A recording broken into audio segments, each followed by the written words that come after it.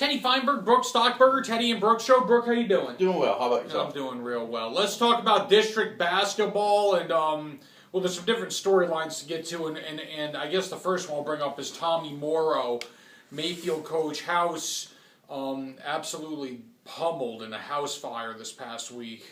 Really crazy story, and it couldn't have happened to a better guy. No, it's a real shame. Tommy Morrow, great guy, longtime Trojan, bench minder there, and has his team in first place. They were clinching first place when the fire happened. Thankfully, nobody was there, nobody got hurt. But there's been some fundraising going on for him. Even Las Cruces, the big rivalry, has reached out and done some stuff. So I will say this about Coach Morrow too. I saw him last night at the game, and he came up, and we chatted and caught up, and he's in incredible spirits. I can confidently say if that happened to me, I would be a basket case. So I definitely give him the nod there. Incredible attitude.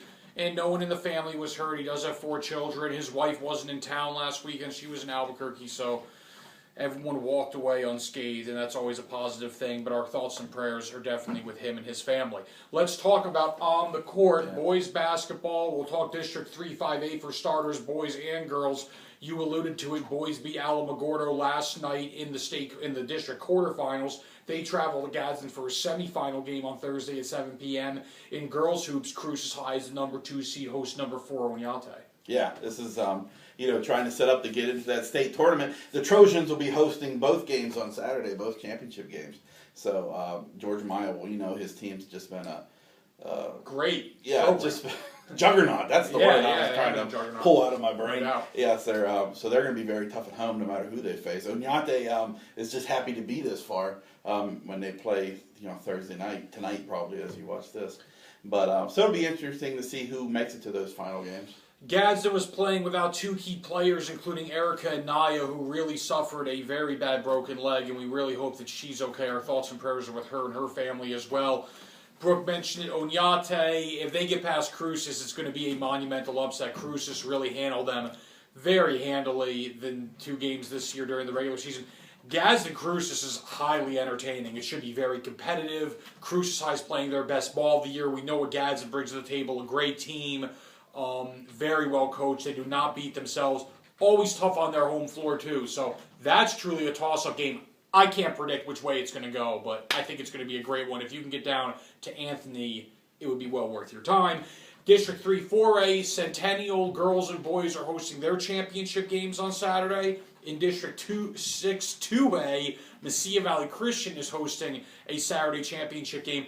All those games are in town. Check the Las Cruces Sun News for times, tip-offs, news, and analysis. Trust me, you don't want to miss it. It's going to be world-class, first-class. Brook, Dylan Udero at 120 wins his second state championship for Cruces High, and he's just a solid. I know, he took it as a freshman at 106, and now at 120 he's the state. That's right. And he's from a wrestling family, so he has a little bit of family history behind him and to live up to, and he's on his way, no doubt about it. Dylan's uncle, Danny Udero, is actually a writer for the Silver City Sun News. Danny and his 3 brothers all won state championships. Danny's son holds the state record for 3 state championships in a high school career. Dylan's going for 4. So if you're trying to bring up a wrestler in the area and you want him to get tutored, bring him out to the Udero residence in Silver, and they might be able to teach you a thing or two. Aggie basketball, they have some key games this week. First things first, they go to Utah Valley. They also go to Bakersfield on Saturday. Then they come home for senior night Grand Canyon next Thursday. But first things first, Utah Valley is first place. Yeah, it is. Both teams are tied at the top of the WAC standings. The Aggies really want that number 1 seed going into the tournament. So very big game on the road up there in Utah. They better win. I mean, they're clearly the best team in the WAC. I do think they've been playing better. I think Sim's been playing better since he came back, and I like the Aggies to win. I always say I like the Aggies to win. Yeah. Sometimes I do, sometimes I don't. I think they're going to win, and I think they're going to continue the trend where they go out and they house the WAC tournament. Of course, the trends also include a first-round NCAA tournament loss, so we'll see how that shakes out. Hopefully there's a different trend that starts this season. Aggie baseball is hosting Oakland. That's Oakland, Michigan, not Oakland, California, suburb of Detroit. I kind of believe by Pontiac, Michigan, if I'm not mistaken. Yeah, right up there. I have no idea. Aggie softball, they are at the UNLV tournament. Aggie baseball is off to, I believe they're off to a, they started 3-1. I believe that they are 6-1, 7-1.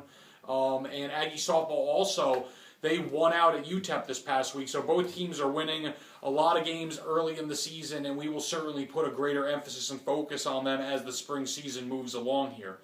At Teddy Feinberg on Twitter, at B Stockberger on Twitter. Brooke, anything to add? No, just enjoying my Wednesday afternoon, and I hope everybody's enjoying the show. I have nothing to add either. I want everyone to have a great week. Gravity's going to win the Best Picture nominations. They're going to upset 12 Years a Slave. Have a good one. All right.